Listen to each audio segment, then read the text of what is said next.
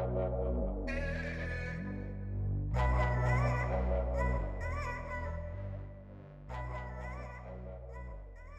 his wrath.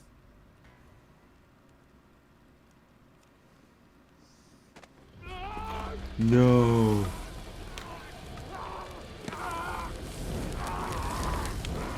Oh my gosh. I knew that was coming. Oh.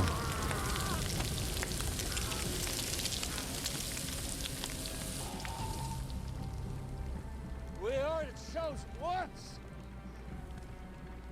We run into the battle. We run into the fire. Always. What's up, everybody? Mike here with the ZMAM show. We're taking a look at The Walking Dead Season 11, Episode 4, called Rendition. And man, this was a pretty interesting episode when it comes to like a lot of dialogue and just trying to understand the Reapers overall. So I got a couple of just underlying questions right here. So what did we see tonight? Well, we definitely saw the return of Leah. Now, if you remember, Leah is the one that Daryl kind of shacked up with when he was in his dark days after Rick had died, right? And he was kind of out there looking for him, trying to find any traces of where he could have gone, where his body is, this and that. Spent some time with Leah. They had a small kind of falling out, this or that. Daryl got scared, walked off, and then she ended up going missing, and he couldn't find her. And he looked for a while and never could find her. Well, here she is. She's back. And she is one of the freaking Reapers, guys. What? And furthermore, it's not that she just kind of joined them and you know, was just like, oh, they found me and whatever. She was part of them to begin with. So I guess she either had gotten away from them for a little while, and then I guess once they found her, of course, she was probably like, oh yeah, you found me, great, I'll come back.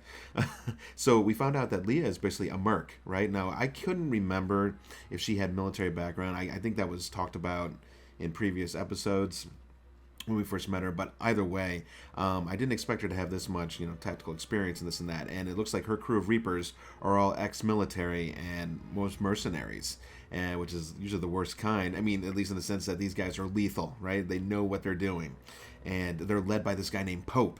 And this guy, you know, so he believes that they're the chosen ones. And why?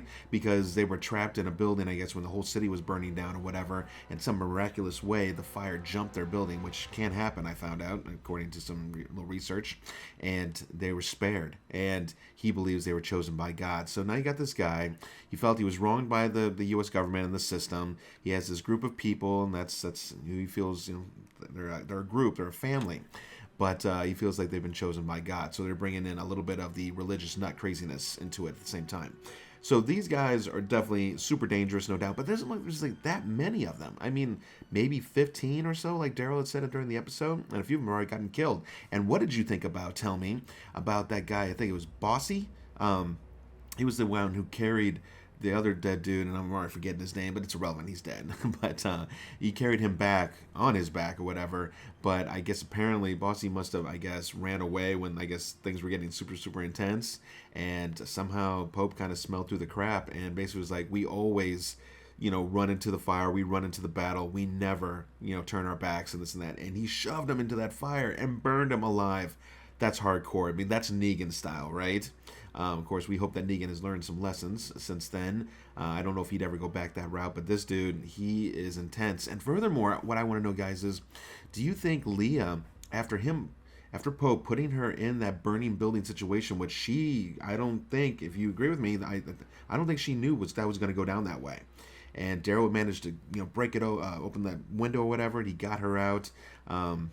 He got her out first and so forth, and that impressed upon Pope, I guess, that Daryl was willing to, you know, sacrifice himself for another one of the family members or whatever. But since he did that to her, what do you think she's thinking? Do you think she's like, okay, maybe it's time to peace out of here? Or do you think she's still chilling and she's like, no, this is my family and I need to stick to him? I don't know. But you can just see Daryl's face. Daryl's just kind of like, what the what? And, you know, I need to get out of here. This is dangerous, right? And I mean, so these are the ones. Are these the ones that took out Maggie's group? I mean, these guys are just taking out whoever, you know. And funny how, you know, when some of their people get killed, it's like, oh, you know, we were done wrong. Yeah, but you murdered their entire colony. I mean, you don't think there's going to be a little retribution in there, guys?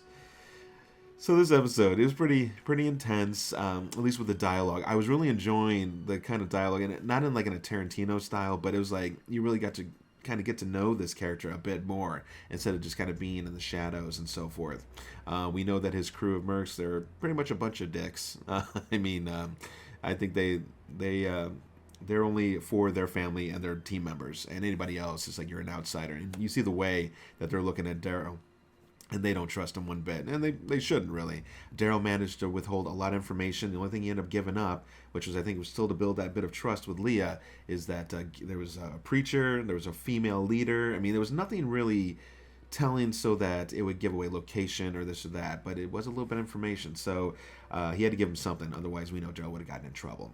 So other than that, I was glad to see Dog didn't get it. I saw the notes. I didn't even read the synopsis for tonight because I saw character gets killed or something like that, and I was like, oh shoot, who's dropping.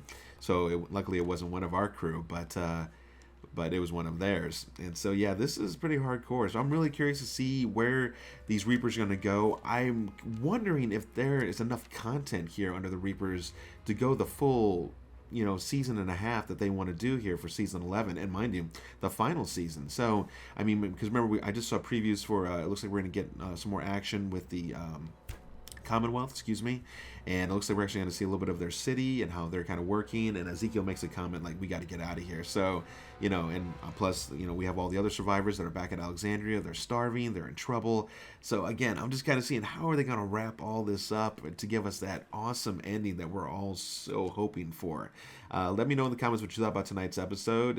What do you think about Leah? I know a lot of you weren't really on board with her when she was first introduced back in the Daryl on his own days, but I thought I kind of liked her and stuff, and I could see she's in a situation here, and I think she knows she has to get out of it. I just don't think she has the power or strength to try and break away because she's afraid of what will happen. And furthermore, what could happen to Daryl as well too. I mean, she loves him, that's for sure.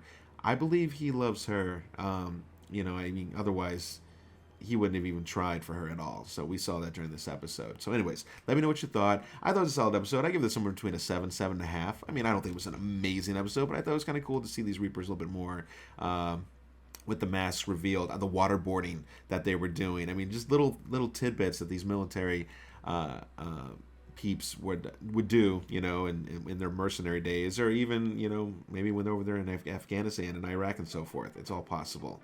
So anyways, well, that's it pretty much for tonight. Make sure to leave some comments if you're enjoying the episode, and if you want to see more content, of course. I'm going to put a couple little reactions I had when what's his face, Bossy, got tossed into the fire. I was just kind of like, damn, dude. It was pretty hardcore. And as for those who are wanting to know about Dead Nightmare, my indie series, yeah, it's still way behind, but I am almost done finishing part of the writing for one of the next episodes, and I hope to be filming here in mid-October. So hopefully some stuff coming down the line for you guys. I really hope to bring it to you. So with that said, I am Mike with the ZMAM Show. Hope you enjoyed, and I will catch you guys at the next review. See you guys.